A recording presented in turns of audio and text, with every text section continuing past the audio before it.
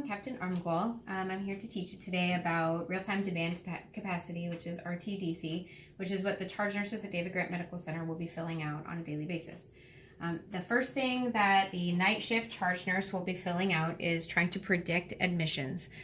To do this, you will use your historical data from the week before and add that to any known admissions that are coming in from the emergency room or from any other unit or from an outside source. So known admissions plus your historical data, and that gives you your prediction for that day. So for example, the following week is your historical data. There was 7 admissions, and divide that by 5 days of the week, which there should have been, 5 days that week. You can't have a half of a person, so we round and we end up with 1 patient. So that's why the prediction is 1. They didn't have any extra additional known admissions at that time, so you just stick with 1. So once you have your predictions, at the end of the day, the day shift charge nurse will fill out the actual admissions for that day. And if you are within your scale right here of your predictions, then you will know whether or not you met your goal. So if they had predicted 1, which 1 falls between 0 and 5, you have plus or minus 1 wiggle room.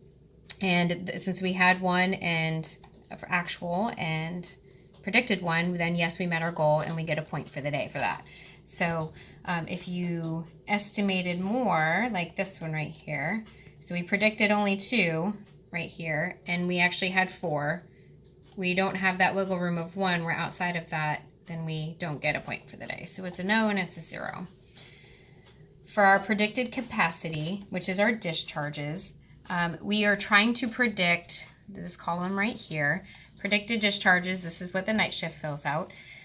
We are trying to understand what the doctor's note is telling us. This is not what we feel should happen for the patient. That is what the plan of care is actually written for the patient if they are planned to be discharged that day and or sent from one unit to another, so leaving your unit, then they count as a discharge, and we want to predict that. So that is where this number comes from. The same thing goes using that bottom chart for your actuals. So once you have your actual discharges for the day, which is right there, your totals. Oh no, sorry, right there, your totals. Those totals will, using that same chart, tell you whether or not you met your goal. So if we predicted 0 here and we got 5, we obviously did not meet our goal because we were trying to get within plus or minus 1 wiggle room of that 0. So we put an N and a 0 for the day. Here we predicted 0, but we had 1, which is within the plus or minus. So we get our yes and our point for the day as we predicted within that goal. So as you can see, the more you have predicted, the more wiggle room you get, and it just gives you a little more space for error. So when you're filling out this section, the reason why we separated these is so we can differentiate where our problems are, where our holdups are on discharges. So anybody who discharges before 2 o'clock, which is the national standard, then they've met their goal for the day. Great for them. They got home on time. If somebody was discharged after 2 p.m. or not discharged as they were predicted, so we thought they were going to be going home, but they ended up not going home, we need to account for that and describe why, what the holdup was. So for instance, we had 2 patients here that that discharged after 2 p.m.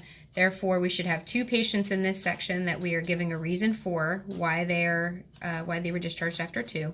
And then again, those same 2 patients are accounted for over here. And all of this information has to be included. So we need the patient's billing number, the team that they're assigned to, the attending to that team. If they have a case manager or social worker assigned, then their name. Just their last name is fine. And the reason why they did not either go home or go home by 2 o'clock. If all of those numbers need to match at the end of the day. So for example, let me see if I can find one that doesn't have a 0 here. This is an example. It's highlighted yellow because it was done incorrectly.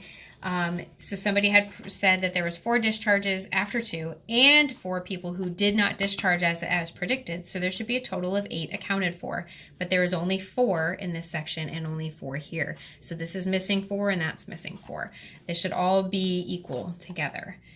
And once your numbers all line up and they all match up and you have all of this information, you are done with your charting for the day.